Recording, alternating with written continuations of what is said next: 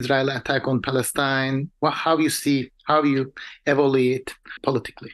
Well, also allow me, first of all, to thank you for hosting me for this. And I think it's very important these days to have all the voices heard, all of our voices heard in the world, to bring our analysis, our understanding of what's going on, and also to send a call for the world to intervene and to try to stop this crazy war that we've been seeing since the 7th of October. But you have to understand the context that what happened on the 7th of October came through. It's not legitimizing in any way. We're actually the only force in Israel that always insisted to keep the civilians out of the equation, of the blood equation. And we insisted usually that there is no military solution for the continuation of occupation or for the Palestinian situation. We always believe that there is a need to start a real negotiation to reach actually the establishment of the rights of the Palestinian, like all other people in the world, to have their right to establish their own state, to have the right of stopping the occupation, be free of the occupation, and to stop the violence committed against the Palestinian society. Since the 7th of October and the horrible scenes that we saw, we can only hear voices from the Israeli government and from the majority, let's put it this way, in the society asking for revenge. It looks like the logic and the brain went on a recess, and only instincts of anger, of deep sorrow, but it's all translated into revenge. I think that the Israeli government, the current Israeli government, is using those legitimate feelings of anger and sorrow and lack of security in order to launch a war that strategically wants to achieve the plans that anyway this government had from the beginning, to liquidate the Palestinian issue, to stop any possibility for to end the occupation. It is actually acting for, and it looks like it wants to take the whole region into a new order. And the fact that the United States, from the first moment, has suddenly changed its position 180 degrees from reject to be supportive to Netanyahu, the government, into embracing this government and supporting it military-wise. And we could see the decisions to move the plane carriers into the Middle East. We can see the amounts of support, military support that the United States of America is planning. It all shows that the plans are for a huge event, for a huge war. Because that the United States of America is afraid that the fifth country or state in the world in its military power cannot face Hamas. We are afraid that this might lead to a regional war, and it can be catastrophic for everybody. That's why we are calling from the day first to stop the war. We immediately want to stop the war, and we are calling to release or to have an agreement to release at least a humanitarian release of all the abducted children and women. We are calling the world to start a humanitarian corridor immediately and to bring a humanitarian aid to Gaza, which is facing a catastrophic situation. We are against collective punishments that is and atrocities against the civilians also in Gaza. Every 15 minutes, a Palestinian child is killed in Gaza. the numbers of killed Palestinians is unbelievable. We think, although they are talking about 4,800 something, we believe that the numbers are much bigger. But people are under the destructions of the houses, and there are many people who nobody knows what's happening with them. So we are very worried about the situation. We are also warning that the plans to evacuate, to ethnic cleansing of North Gaza, pushing the people either to the south or, as it was declared in the beginning, to Sinai, it is a crime. It's a war crime that is not accepted, and should bring those warnings to the world to wake up and to try to stop this crazy war. So thank you for your analysis. So actually, next question, it's about that. How do you see the end of what's going on right now? Well, I wish I had the clear and exact answer for your question. It would have eased it for us at least to know how it's going to end. It's really scaring me, the fact that the declared target of this war is to erase Gaza, and the world is keeping silent about it. It's not saying anything about it. Because when you are talking about erasing Gaza, you are talking either massive killing, the way it is happening, of civilians, or together with ethnic cleansing, massive destruction, and the transfer of a population. What does it mean to erase Gaza? There are more than 2 million people there. When you are saying you're going to erase Gaza, it means by definition committing war crimes. Actually, the peoples of the world are demonstrating, are going out, are asking to stop this war. But I'm talking about government.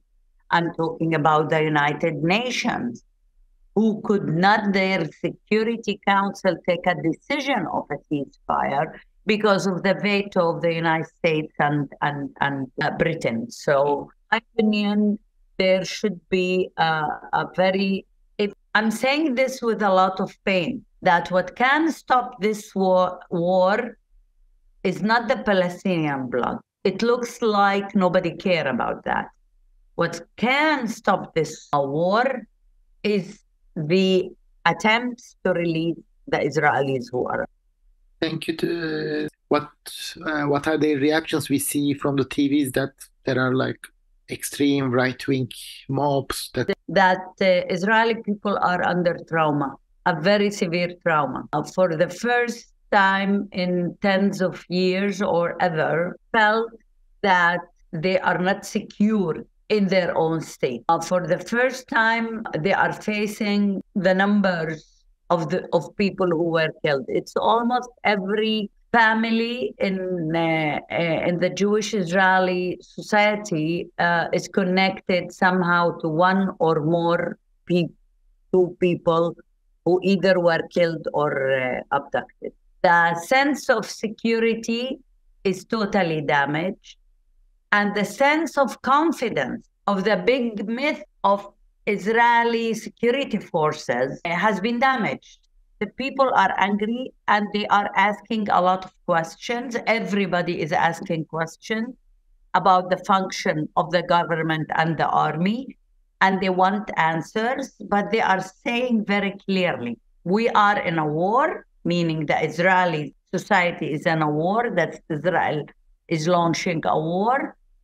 And all the debates about who is guilty and how the Israeli society reached this point and to punish those who are responsible is delayed to the day after the war. And in my opinion, the political price that Netanyahu will pay will be huge. Nobody trusts him to lead the country anymore, I think.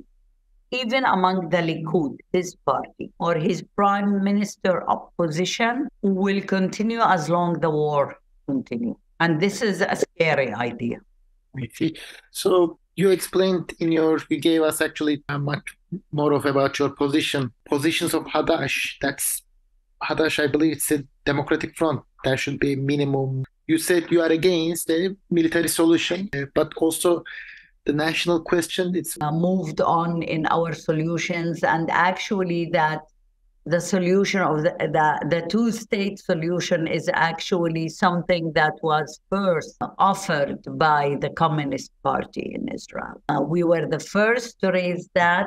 We were attacked at that point by the Palestinians. And when I say we, it's also Hadash and it's also the Communist Party. For those who don't know, the Hadash is a big coalition, a front that was created basically on the Communist Party and its allies. So actually, the position, the solutions that we offer is very much we agreed upon, especially in the Palestinian issue, in this equation. We still believe that the Palestinian people have the right of self-determination. And the Palestinian people decided that they want a state of their own and agreed on a state on the borders of 1967, East Jerusalem, its capital, and implementing the decisions of the United Nations about the refugees. So we are supporting this. We believe that even as much as this solution seems to be vanishing, it is still more relevant than any other solution that is suggested. You are currently taking in Israel to stop these genocidal attacks on Gaza. Well, first of all, we are a very weird voice in the parliament. We are very isolated. We are the only ones who are voting against the decisions of war, including the decision to enlarge the government and to bring guns into the government. First of all, you can see that they are trying to promote laws that are anti-democratic, semi-fascist laws under the cover of the war and the needs of emergency situation. That's how they call it. So you can see that they are authorizing carrying weapons in the public sphere.